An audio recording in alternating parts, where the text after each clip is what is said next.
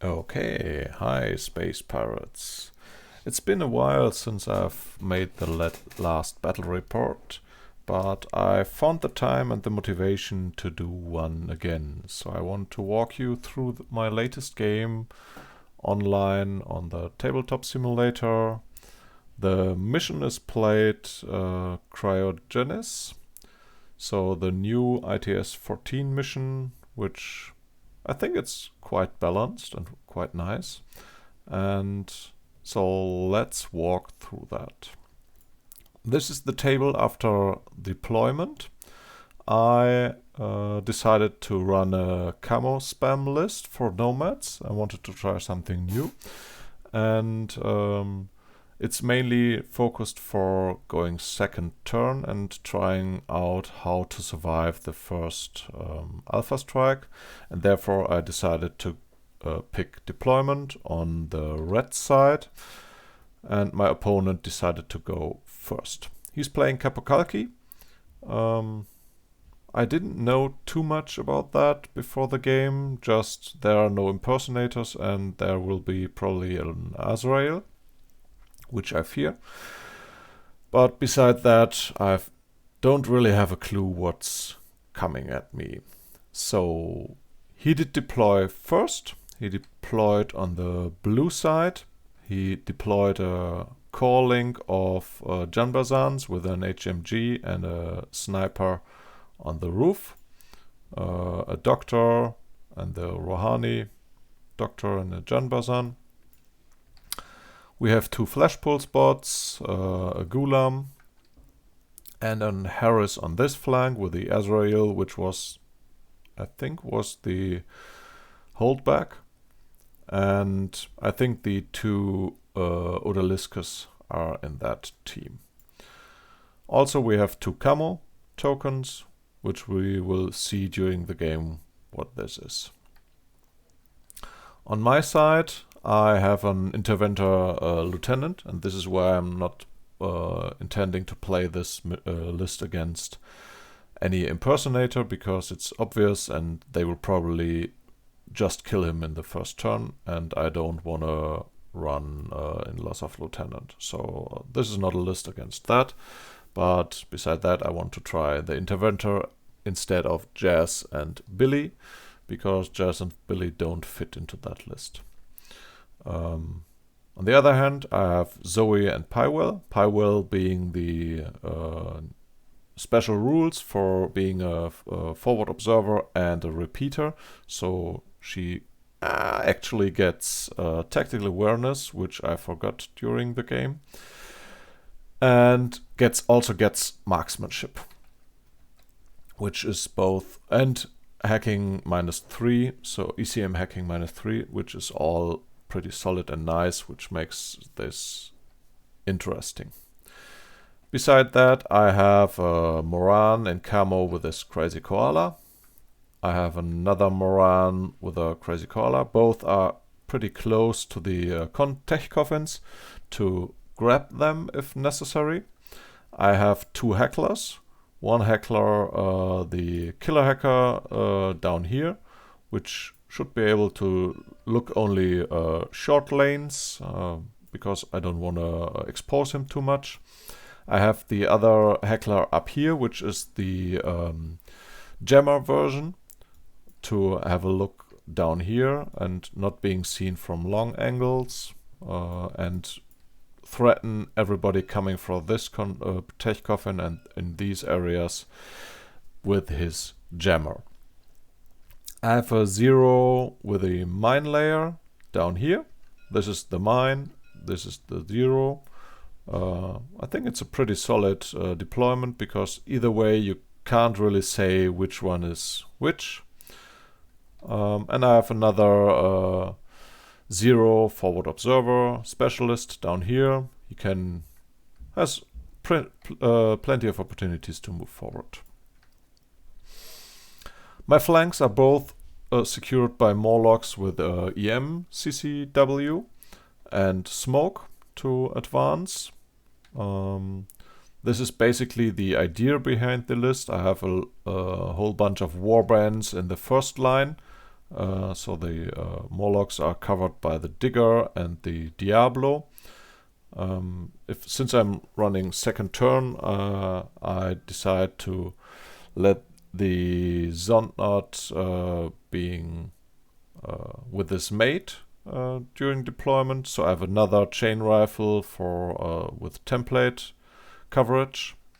This is the turret and the total backline, because any pitchers or something like that shouldn't threaten me too much. I have Zoe and I have the Interventor totally in the back. Pywell is positioned here to see this tech coffin. With her flash pulse, she's pretty safe. She can even look at that long angle. She has mimetism -6 and ignores cover, so should be hard to deal with her if it turns out. Also, I have the classified of picking up an engineer or doing an engineering run. So if she gets hit, she has a remote presence. There's a high chance Zoe can just gizmo kit her back. This was my holdback, which is an Intruder HMG. I didn't find a better spot for him. This is at least a comfortable range for him to stop any advance. On the roofs here, there isn't really enough cover, and I'm afraid of the Janbazans, which would probably easily kill the Intruder due to their MSV2 and the core link bonus, so I don't want to deal with them. So that was our deployment. The Morlock on this flank rolled +3 physics and regeneration.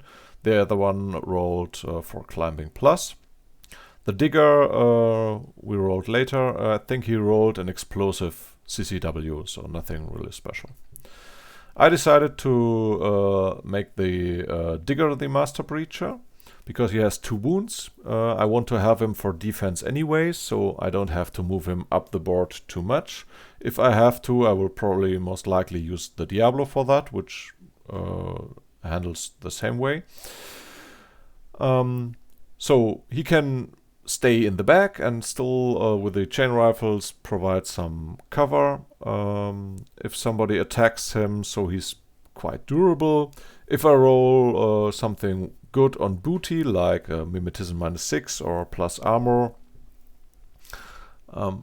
he's even more durable, so that's fine. So this is why I picked the Digger as my Master Breacher. My opponent picked his Rouhani Doctor as a... No, I think that was wrong. He picked the Janbazan Doctor as his Master Breacher, which is in the core link. Okay, so that's to the deployment. So in the first round, my opponent tried to shoot something with the Azrael. He moved him on the rooftop and tried to discover the Heckler, but he failed to do so. He did that with a second shot skill, so no second try was possible. So he just stood there for arrow duty, because there's nothing really he can aim for. Okay, so with the second part, he used his hover to reveal this tech coffin, and the Janbazan Doctor to cover this tech coffin. Both were empty, which is unfortunate for my opponent, because both HVTs will be on my side, and this will make my life a lot easier. He then moves with his core link to this position, which I really like. He will lock down my... or he will mainly influence my other turns with that. He has the sniper who has this long fire line directly into my deployment zone. He has the HMG covering these angles, and the core link is the other units are basically in the building behind, and I won't manage to get to them properly. Besides that, I don't think a lot happens. I removed 2 orders from his second group, from the Azrael group, so the purple group doesn't have much to do. So the main part is the core link, moving forward and repositioning and doing some mission stuff. Okay, during my first turn, I first move out Pywell, sorry. I'm moving Pywell. I opt to move any impetuous units because they are locked down with a lot of arrows and I don't want to expose them too much. So I decide to use Pywell. Pywell is moving this way until there and starts shooting at the Azrael. Now Pywell has marksmanship and has mimetism -6, and we are just in good range band for her and in 0 range for the Azrael, which turns out to be quite effective. If we look at the numbers,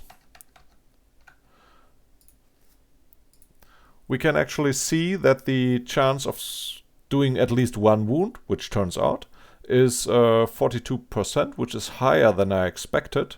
I was pretty sure the chance for him to do any damage to Pywell is nearly null. I think he did shoot back in the first round, realizing that he has very low numbers to roll.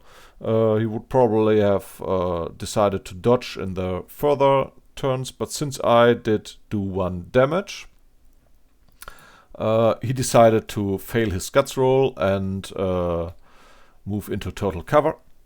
And this gives me free space to move around here. And Pywell is doing the most of the job during the first turn. She reveals the first citizen.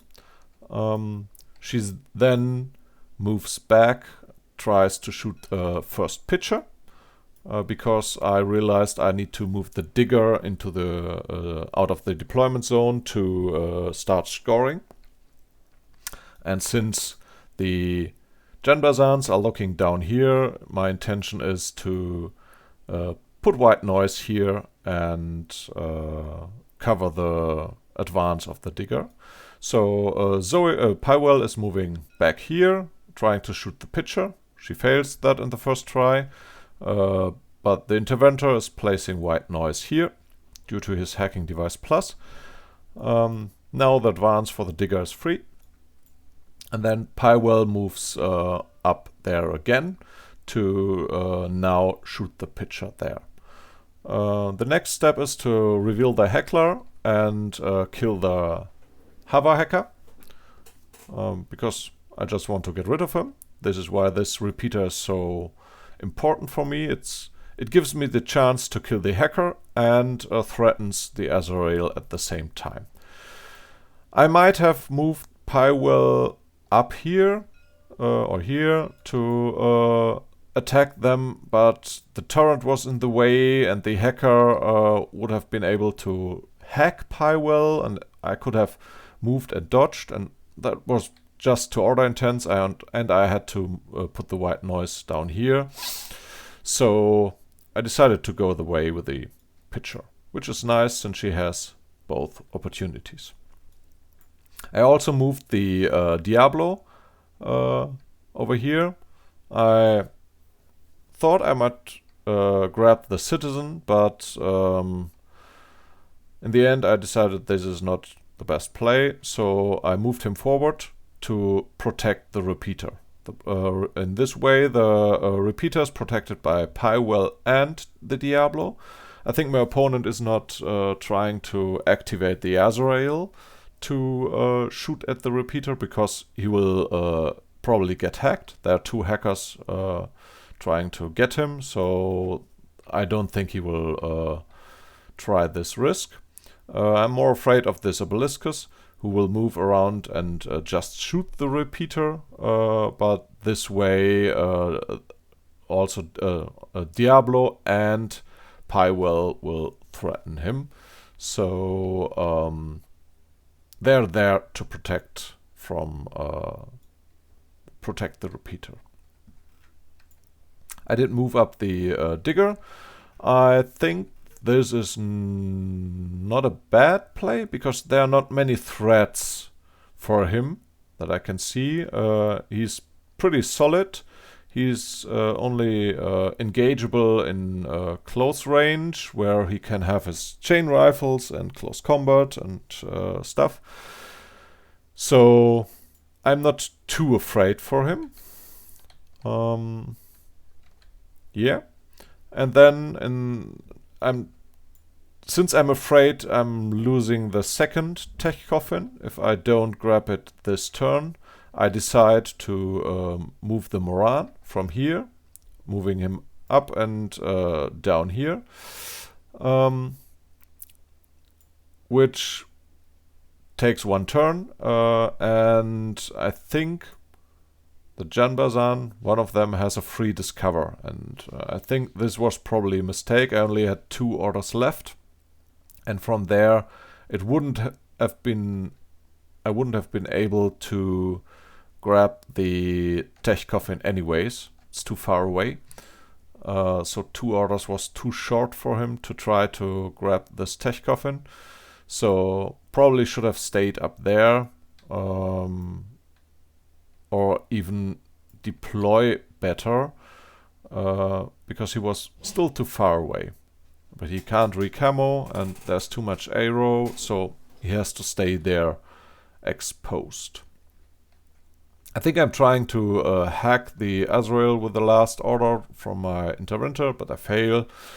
So I'm pretty happy with this first turn, even though I didn't kill too much.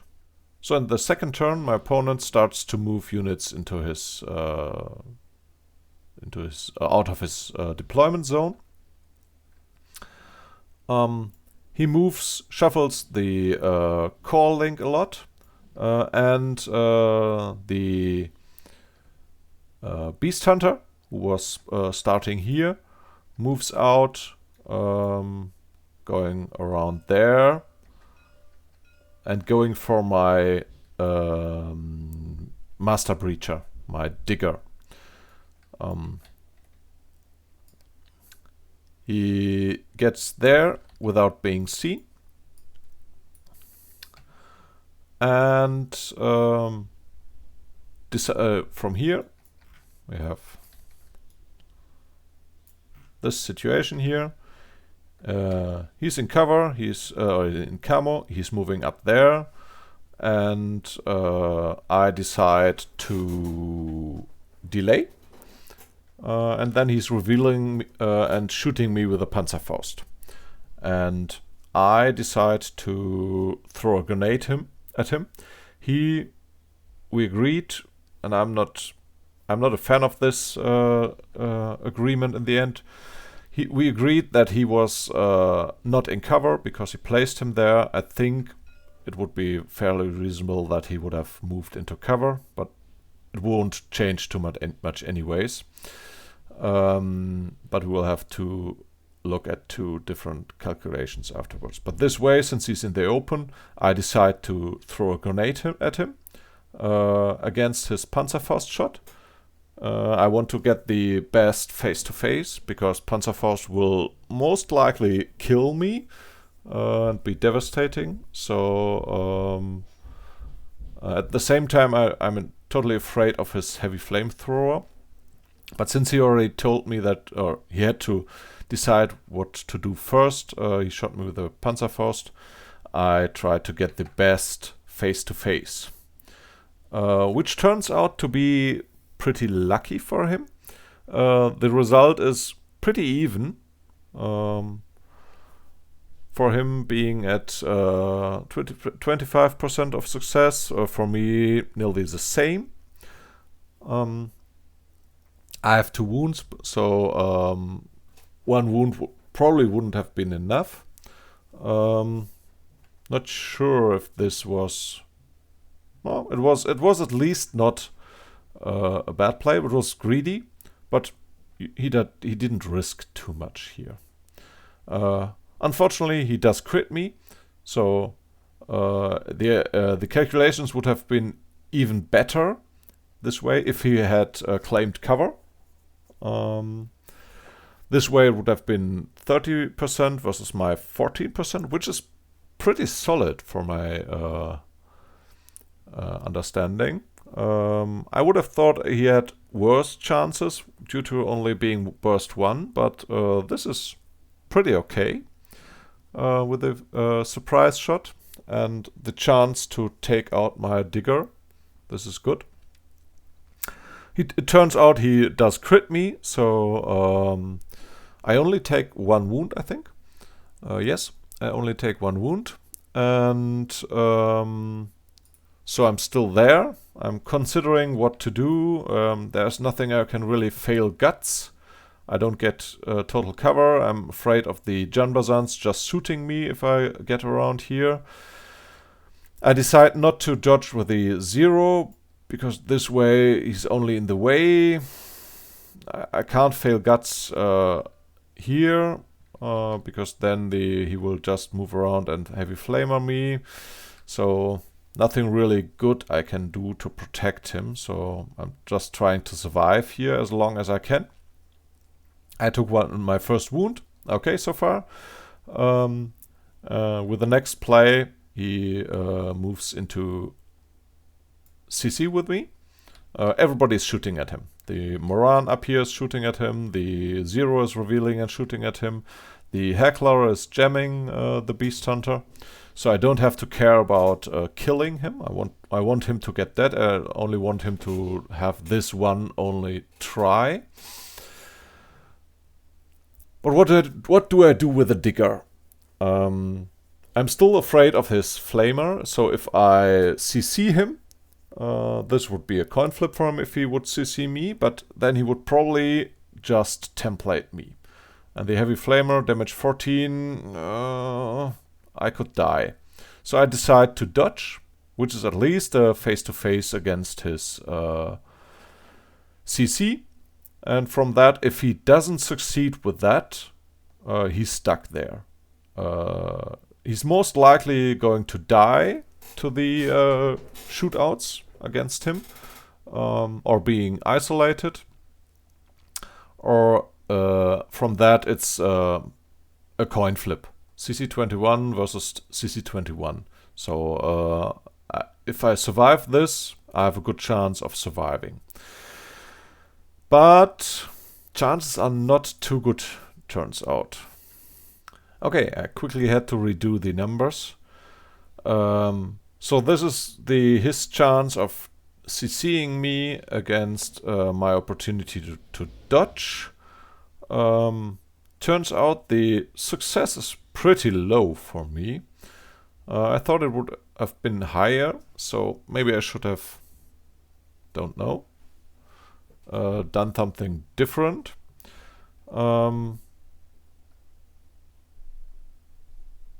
Probably not. Because I don't think my chances of surviving would have been better if I would have CC'd him. And he would have templated me this way. But my main goal here is to survive, and chances are low, but I have to try it. Turns out the Beast Hunter kills the digger and dies to the cover fire as well. So beside that, he moves the Rohani forward, who tries to dodge the Crazy Koala but takes a wound. I think the Haftzar is shooting the Moran up here, which is sad, but burst 4 on plus a lot due to calling is just too much for him. Yeah, and that was basically his first turn. He didn't move the Azrael because he's locked there, and he did need all the orders to use them on the Beast Hunter, which turned out very well for him. He killed my Master Breacher, so this is a major play. So I have my second turn, and I need to grab the Tech Coffin here, and I need to protect this area. So my strategy is to again move Pywell. She's moving down here. The turret gets the opportunity to shoot her, but only on once because it's -3 for range and -6 for mimetism. So I'm not too afraid of the turret. So I move here, and I move there. So 2 opportunities to shoot me, and then Pywell gets here. The Interventor again places white noise here, and Pywell shoots the Doctor here and gets into the building. I don't have a lot of other orders left for this group. My second group is not doing too much, I think. The Morlock is moving forward and putting a template on these 2 Janbazans. Putting the heavy machine gun one unconscious. The other Janbazan just succeeds. They shoot me, but he makes his armor save, and at the end, this Janbazan just regenerates. I was just trying to get rid of at least one of them. If maybe I can kill or get both unconscious, chances are that only one regenerates. So this would have given me a lot more playability in the second turn. And I don't care about the Morlock too much. My second group is full of warbands, except for the Zondnautica.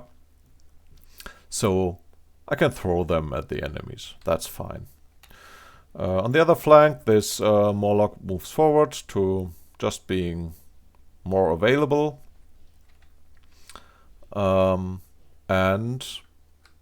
that's it. First group took a lot of orders to move Pywell around the battlefield and doing stuff. Oh yes, and in the end, I also tried to get I think I had 4 orders left, and there was nothing really I could do with Group 1 to improve anything or hunt down anything. I can't really deal with the Janbazans, because even with Pywell, if they shoot at them, it's still a normal roll. And it's a calling, so no, it's probably not worth it, even though I could from here shoot in bad range for the Janbazan up here. But it's still too risky for me. So I decide to try to hack the Azrael. Unfortunately, which I realized after the game, I forgot that in offensive the Interventor can use 2 rolls on the Carbonite or the Oblivion. So I tried to Oblivion the Azrael for 4 times, and I fail all of them. I think I fail a lot of the rolls, I think 3 horribly, even though I have whip 15, and 1 I lose against his reset. So obviously chances would have been a lot better if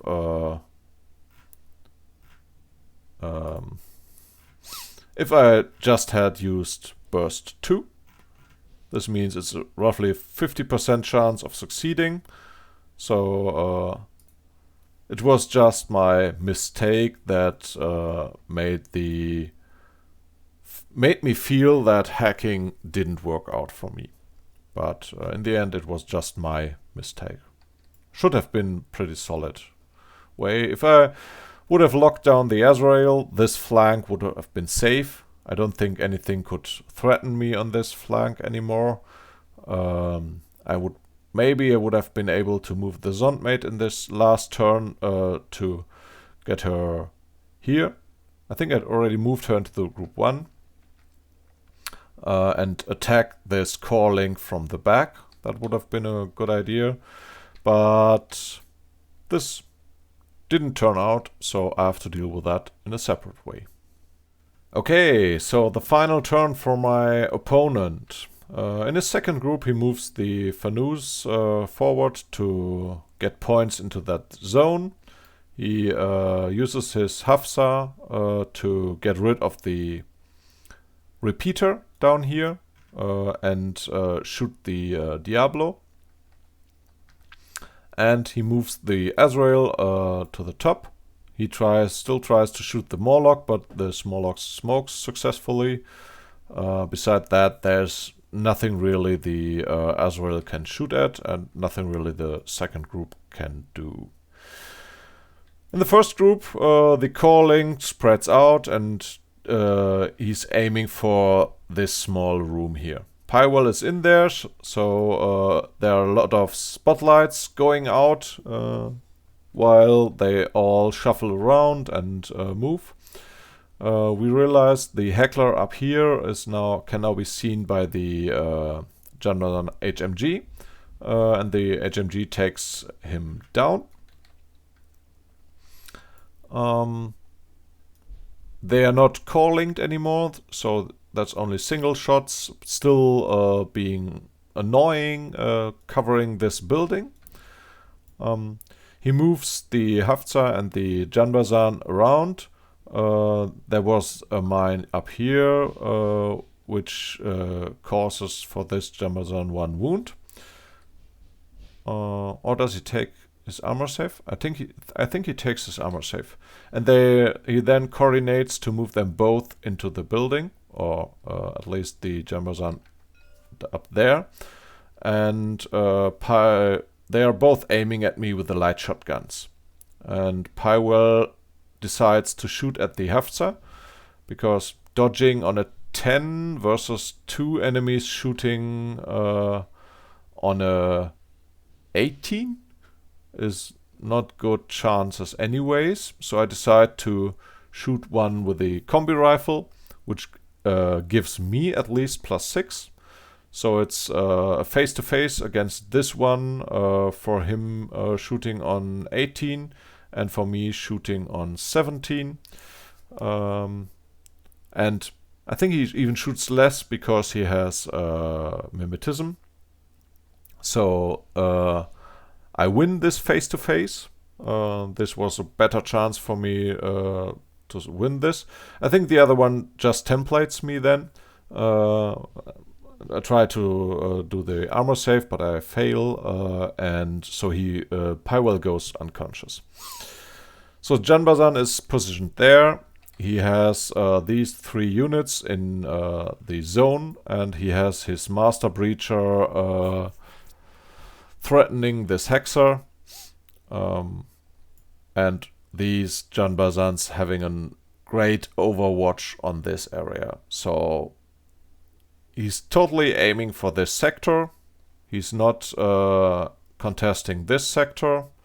So this is this is a good puzzle for me. This is pretty tough.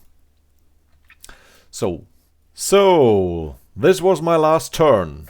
The puzzle I had to solve, and where everything comes together. Until then, it was only playing chess and doing our small plays. Nothing really was killed during this game. Everybody did his positioning, and now this puzzle has to be solved to decide who will win was a nice game. That was really the interesting part, to go up to the final turn.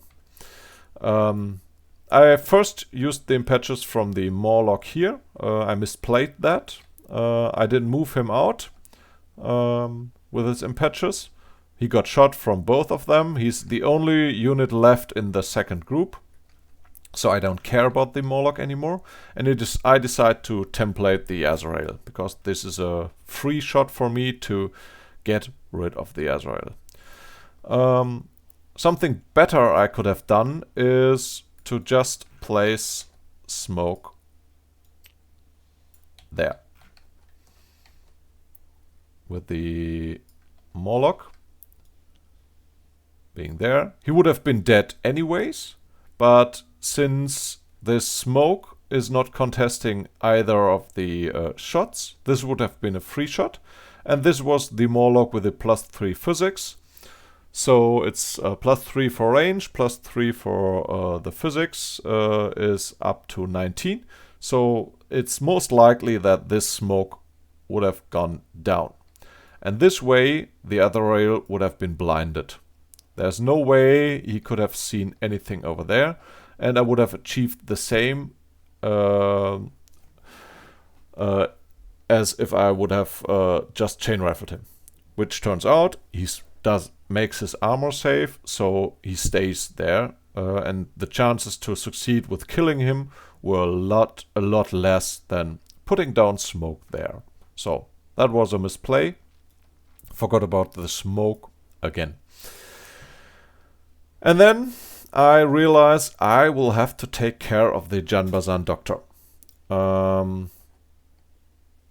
I decide to go with the Interventor, which is my lieutenant, so I'll have a lot more orders on him, and he has the opportunity to put white noise against the Janbazans, so that is probably a good idea. So first step is I impersonate him and then move him up here.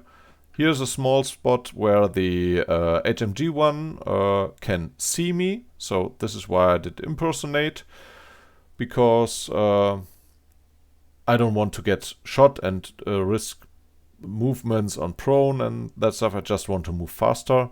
And he decides not to discover me yet, because he feels it's a too long range. So the Interventor can freely move up to here. And then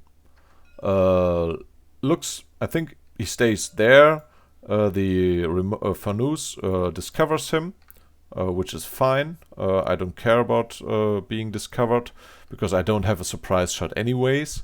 So I then look into their building and retreat and shoot my shots at the Janbazan. Janbazan decides to shoot back, I think, with the light shotgun. It's +3 because I have cover, and it's +6 for me because plus range and spotlight.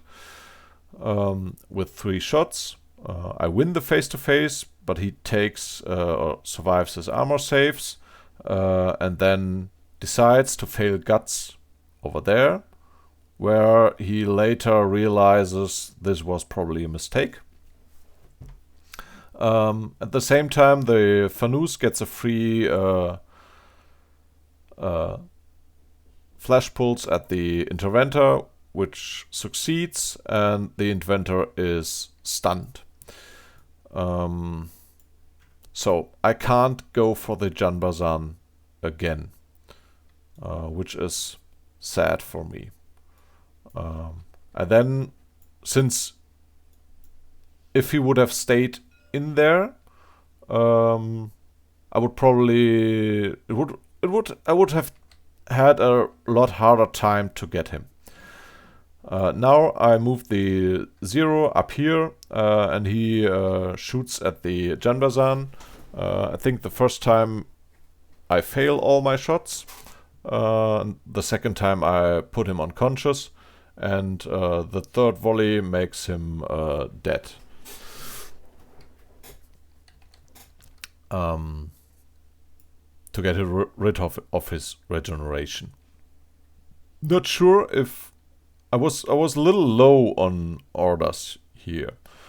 Not sure if I would have had, or better should have shot at the remote first to not getting stunned, and then trying to go after the Janbazan.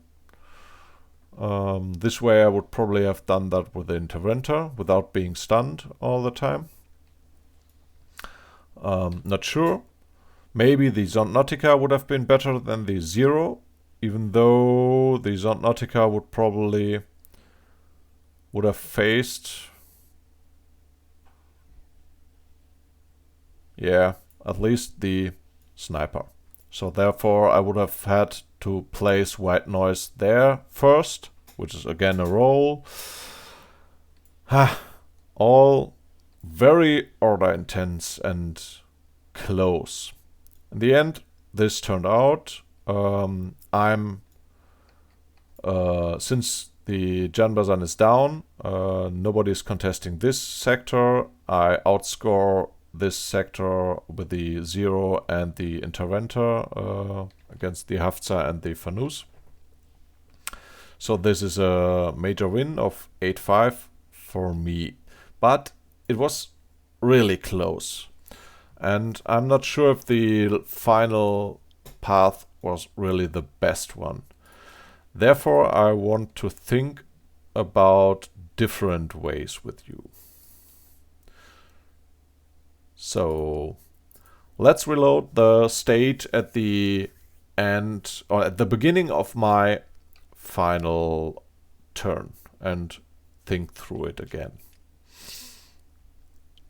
I think there are two other ways I want to evaluate. The first thing is that what I could have done is just move the Interventor, same way as I did, with doing impersonation, moving him up here, and then putting White Noise there, grabbing the HVT, and bring the HVT to that zone. This way, he is not threatening the HVT. He's not scoring a sector, and I'm the only one scoring a sector. This way, he would get 1 point for having his Master Breacher scoring in one sector. I would get a point for the classifieds for secure HVT. And I would get, I think, 2 points for scoring this sector.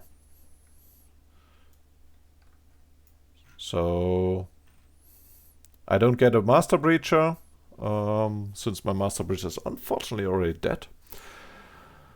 So this would have been another way to get the win. Alternatively,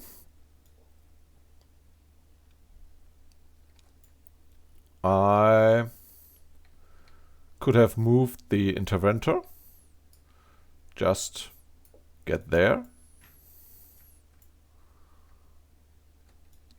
or even probably even would have been fine if I would have just gotten there. And maybe used his Fast Panda. To put his Fast Panda, whatever. There, to put White Noise there.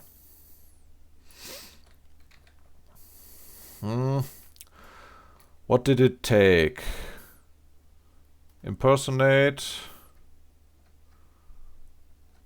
I think one order to here, so it's second, one order from the regular order pool. For is short.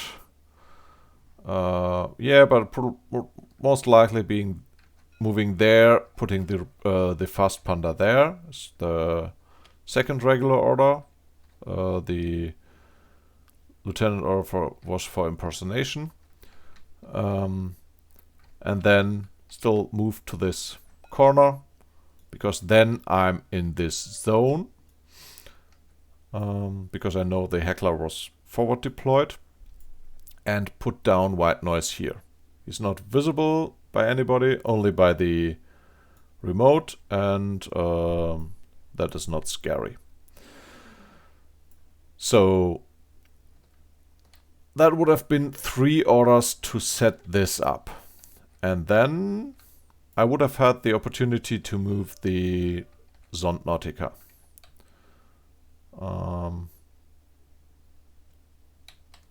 If I would activate her, it's 4 inches, and this one goes there.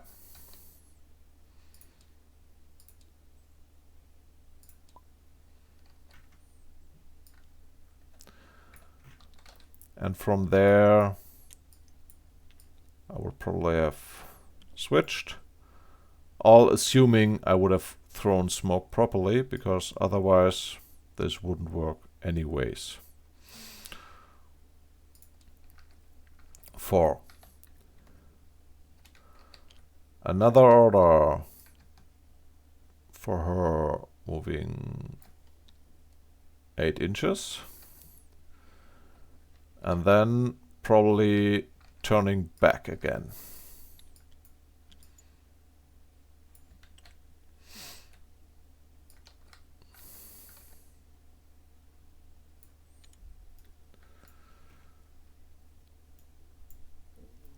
And this one all has 4 more. And this one can move 4 more.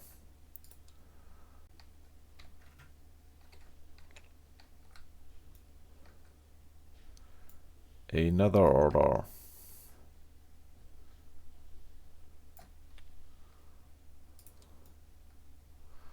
Four inches over there.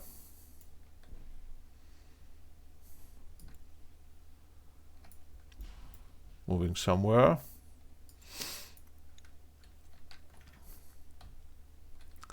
Probably from here. Probably somewhere over there. Starting to shoot at the Fanus. Hopefully killing it. And then maybe...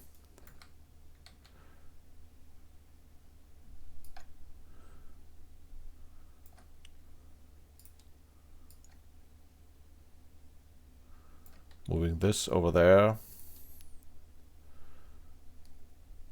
And this Zondmate there.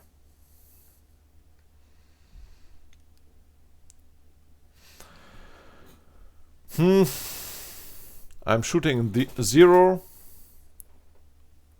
He would most likely dodge, because the Zondmate will chain rifle him. The Zondnot will shoot him with a Spitfire. At least +3 because of targeted. And I would still have had 1 order left. So I think probably this would have been the perfect play. I would have had a lot of points in that sector. If I would have had 1 order and 1 additional order left, oh, this could even move there. Probably not, because I don't. Would it have been possible? No, most likely not. Not placing a large teardrop to cover both of them. No, no way.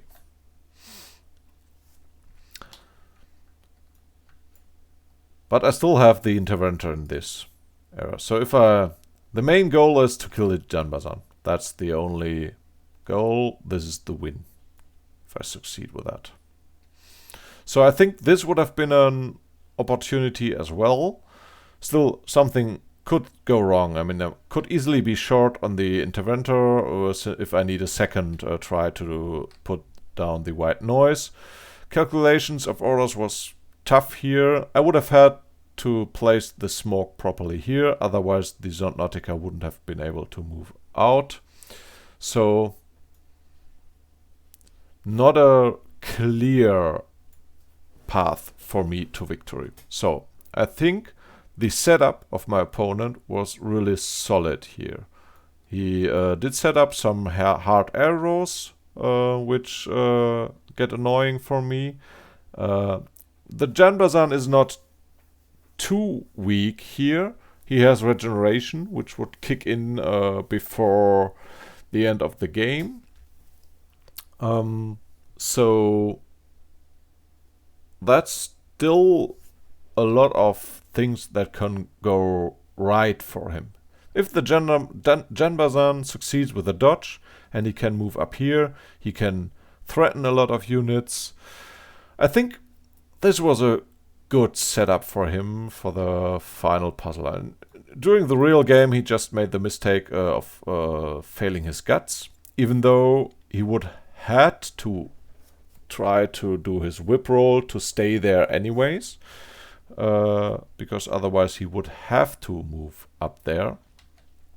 But yeah, that's just the way it works. Final conclusion to the mission. I still think there's a lot going on in this mission. I really like that. The positioning is really important for this mission.